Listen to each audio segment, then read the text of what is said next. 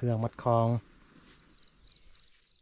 กราบทักทายสบายดีและก็สวัสดีพ่อแม่พี่น้อง FC เบิดสุขูสุคนภายที่เข้ามาเบิ่งมาชมสองของเฮาขอให้อยู่ดีมีแรงเด้อพ่อแม่พี่น้องเอ้ยสำหรับมื้อนี้เฮาก็ยังอยู่ในไฮอันนี้ก็จะแม่นเฮาตื่นขึ้นมาพอดีแจ้งพี่น้องเอ้ยเพราะว่าอาชีพของเฮาก็แบบนี้แหละพี่น้องเอ้ยอย่าพาเบื่อพาหน่ายเด้อพ่อแม่พี่น้องเอ้ยเพราะว่าเฮาเสียหญ้าให้ยังบ่ทันแล้วก็แม่นแต่เข้าให้นี่แหละเพราะว่าให้ของเฮาก็หกหลายเนาะพี่น้องเบิ่งบรรยากาศตอนเช้ามื้อนี้มืดครึ้ม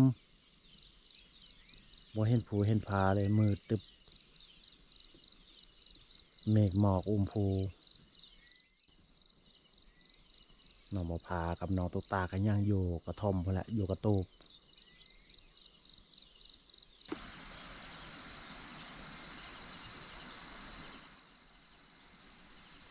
ตื่นแล้วติล้างไฟ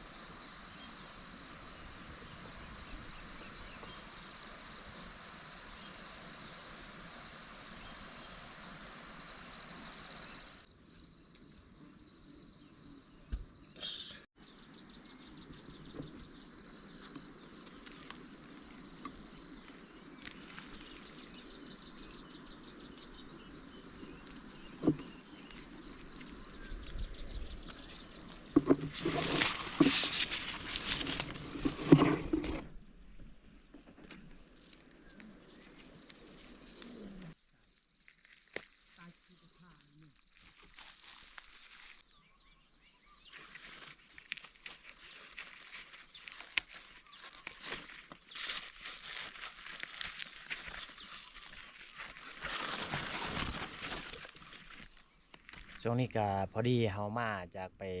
หาเห็ดก็บ่ได้แต่ 2-3 หัวสูตรเดิมพ่อแม่พี่น้องเอ้ยพอละบ่ได้หยัง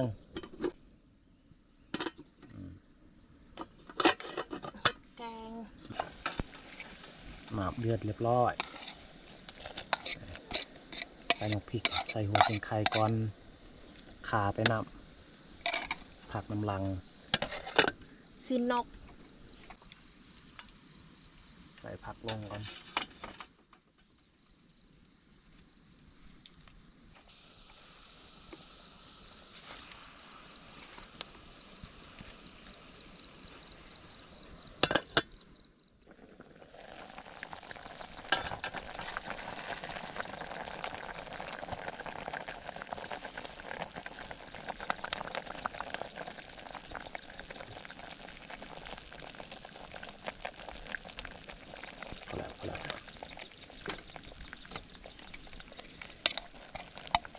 ยานเค็มเกลือบ่จักคนว่าติ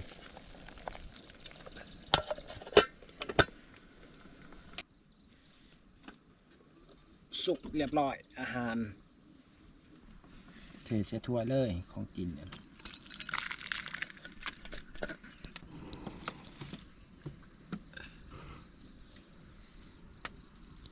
ข้าวเจ้าคือเก่ามาพ่อแม่พี่น้องกินข้าวเช้ามื้อนี้ก็กินข้าวช่วง9 โมงเนาะอาหารการกินบ่มีหยังพ่อแม่พี่น้องเอ้ยสูตรเก่าสูตรเดิมพ่อแม่พี่น้องเอ้ย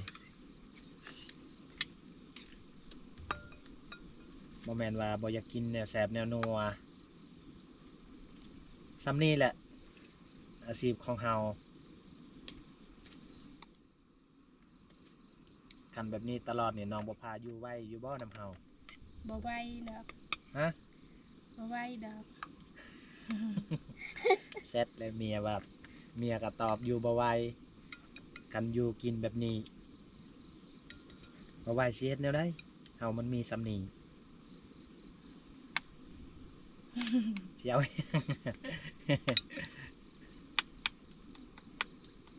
ไปเทียบไปกินกับคนอื่นเฮาก็บ่มีเด้น้องบ่พาเพิ่นว่ากันว่าอยู่กิน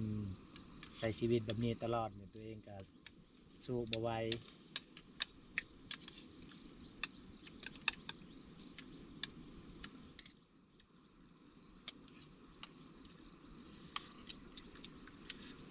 แนวใดเจ้าจึงว่าบ่ไหว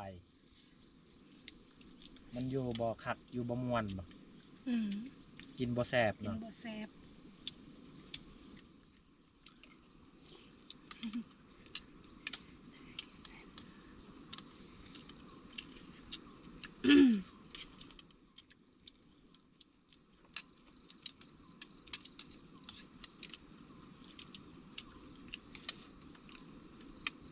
ความจริงเฮาก็อยากเลี้ยง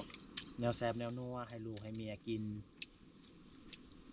แต่เฮาก็บ่มีปัญญาเบิดปัญญาส่ำนี้แหละมันกี้ก็ออกแต่เช้า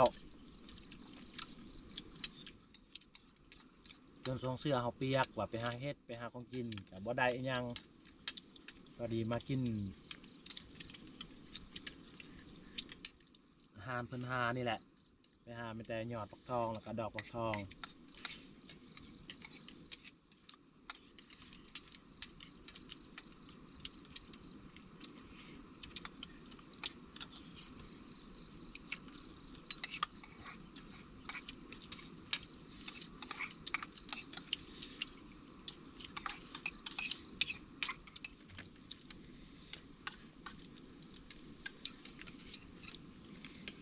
คันว่ากินนอนแบบนี้ตลอดนี้ยังสิได้นอนต่ออยู่บ่ บ่เมื่อแหละ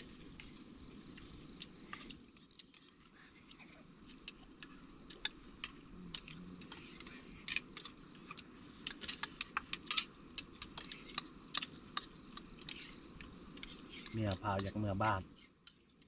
มากินนอนแบบนี้นี่อยู่บ่ไหว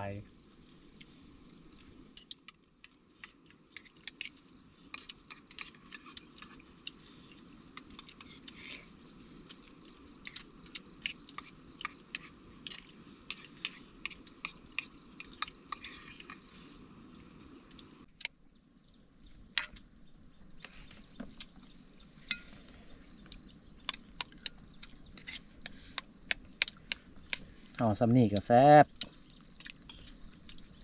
เอาเคยกินเคยพานมาแล้วบ่หากินแนวแซ่บกินสำว่าอิ่มท้องความจริงเขาก็อยากกินแนวแซ่บแต่เขาบ่มีสิเฮ็ดแนวใดนี่อื้อหือ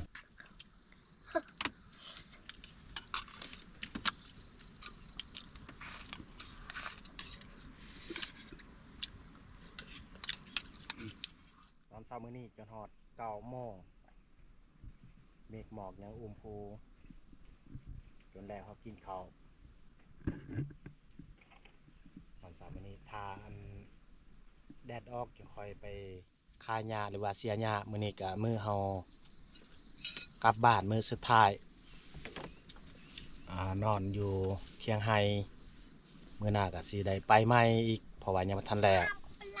อีกอย่างน้องบัวพาเพิ่นว่าอยู่บ่ไหวอยากกลับบ้านแล้วกินข้าวแล้วก็สิไปขายหญ้าคือเก่าพ่อแม่พี่น้องเอ้ย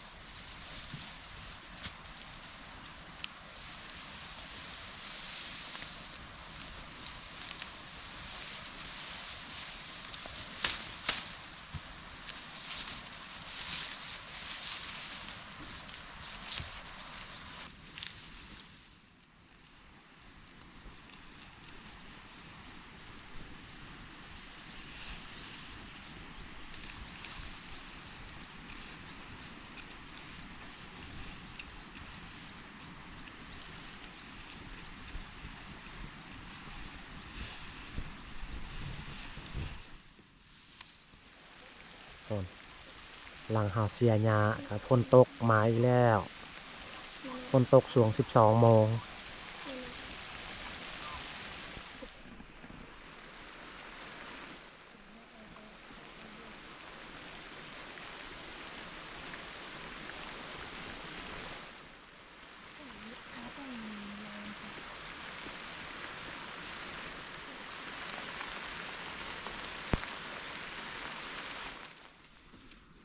มัดเครื่องมัดคอง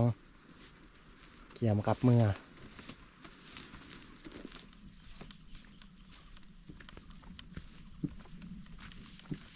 กับมือพ่อแม่พี่น้องสำหรับคลิปนี้ก็